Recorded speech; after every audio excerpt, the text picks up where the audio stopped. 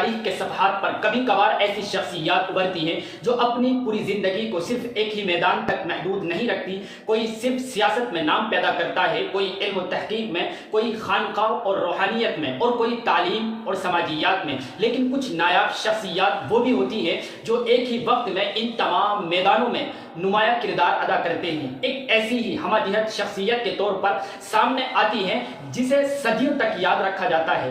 ایک ایسی ہی شخصیت کا نام ہے حضرت مولانا سید محمد ولی رحمانی.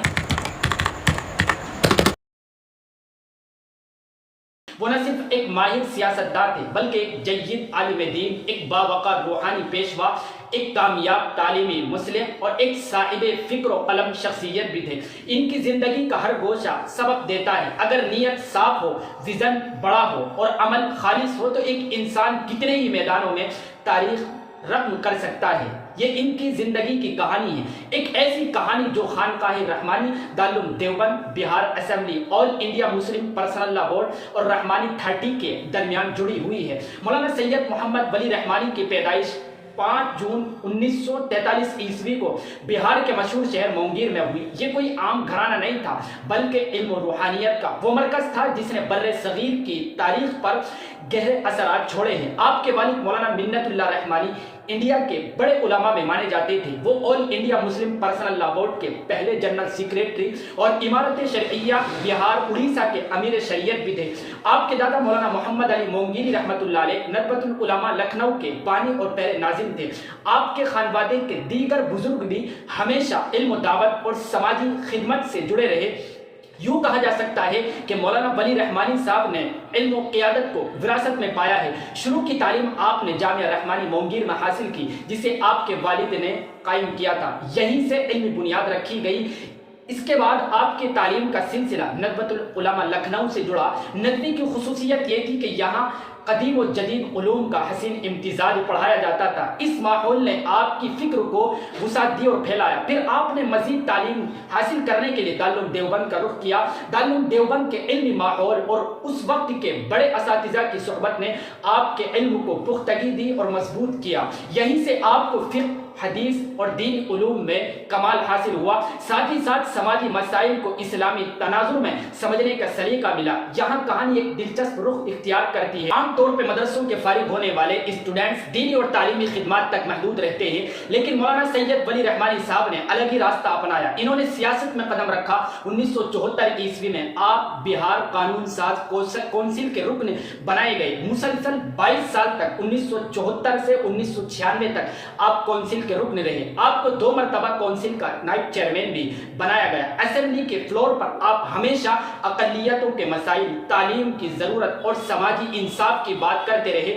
یہ آپ کی ایک بڑی خوبی تھی کہ سیاست میں رہ کر بھی آپ نے اپنی دینی شناخت اور ایمانداری کو کبھی متاثر نہیں ہونے دیا. آپ کو بتلا دیں کہ آپ کے والد محترم کی وفات کے بعد 1991 عیسوی میں آپ نے 2 بڑی ذمہ داریاں سنبھالی. خانقاہ رحمانی مونگیر کے سجادہ نشین بنے، جامعہ رحمانی کے سرپرست بنائے گئے. لیکن یہیں پر بات ختم نہیں ہوتی.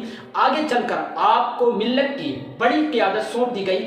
آپ امارت شرعیہ بہار اڑیسہ جھارکھنڈ کے امیر شریعت سلیکٹ کر دیے گئے. آپ کو آل انڈیا مسلم پرسنل لا بورڈ کا جنرل سیکریٹری بھی بنا دیا گیا. ان دونوں اداروں نے ہندوستانی مسلمانوں کی دینی اور سماجی زندگی پر ہمیشہ گہرے اثرات ڈالے ہیں اور ان دونوں اداروں کو آپ نے نئی توانائی عطا کی. اگر مولانا ولی رحمانی صاحب کی زندگی کو ایک لفظ میں بیان کیا جائے تو شاید وہ لفظ ہوگا رحمانی 30. انڈیا میں یہ عام شکایت تھی کہ مسلمانوں کے بچے اعلیٰ پیشہ ورانہ تعلیم اداروں میں بہت کم داخل ہو پاتے ہیں. معاشی پسماندگی اور تعلیمی کمزوری اس کی بڑی وجوہات تھی. مولانا سید ولی رحمانی صاحب نے اس صورتحال کو بدلا. انہوں نے ایک ایسا ادارہ قائم کیا جو ملت کے ہونہار مگر غریب اسٹوڈنٹس کو تربیت دیتا اور IIT، جی اور نیوٹ انہیں دیگر اعلیٰ امتحانات اور ایگزام میں کامیاب بناتا ہے. یہ ماڈل سپر 30 سے متاثر تھا لیکن اس کی روح دینی اور ملی خدمت تھی. جلد ہی رحمانی 30 کے اسٹوڈنٹس نے حیرت انگیز کامیابیاں حاصل کرنا شروع کر دی اور یہ ادارہ پورے ملک میں مسلمانوں کے لیے امید کی کرن بن گیا. آپ نے عملی جد و جہد کے ساتھ قلمی خدمات بھی انجام۔ آپ کی تحریروں کی تعداد تقریباً 22 کتابیں اور درجنوں آرٹیکلز ہیں۔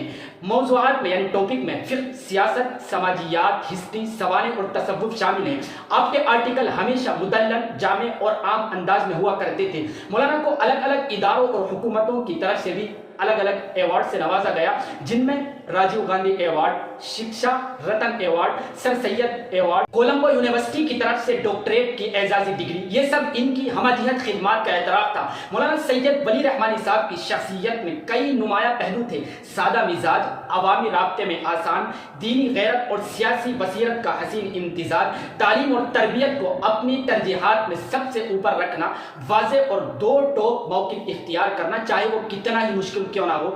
3 اپریل سن 2021 کو مولانا سید ولی رحمانی صاحب اس دنیا سے رخصت ہو گئے۔ ان کی وفات پر پورے ملک میں سوگ کی فضا چھا گئی۔ الگ الگ مکاتب فکری کے علماء، سیاستداں اور سماجی رہنما سب نے انہیں زبردست خراج عقیدت پیش کیا۔ ان کے سب سے بڑی میراث یہ ہے کہ انہوں نے ملت کے لیے تعلیم کے نئے راستے کھولے، دینی اداروں کو نئی طاقت عطا کی، سیاست میں رہتے ہوئے بھی اپنی شناخت کو محفوظ رکھا اور بچائے رکھا۔ مولانا سید ولی رحمانی صاحب کی زندگی ہمیں یہ سکھاتی ہے کہ دین اور دنیا کو الگ نہیں کیا جا سکتا۔ سیاست، تعلیم، خانقاہ، سماجیات سب کو ایک دوسرے کے ساتھ جوڑ کر ہی ملت کو آگے بڑھایا جا سکتا ہے۔ اور یاد رکھیں کہ اگر ویژن اور اخلاص ہو تو ایک اکیلا انسان بھی پورے معاشرے میں انقلاب لا سکتا ہے۔ مولانا سید ولی رحمانی صاحب کا نام آنے والی نسلوں کے لیے ہمیشہ ایک مثال اور رہنمائی کا ذریعہ رہے گا۔ ملتے ہیں انشاءاللہ اگلی ویڈیو میں کسی اہم شخصیت کی بائیوگرافی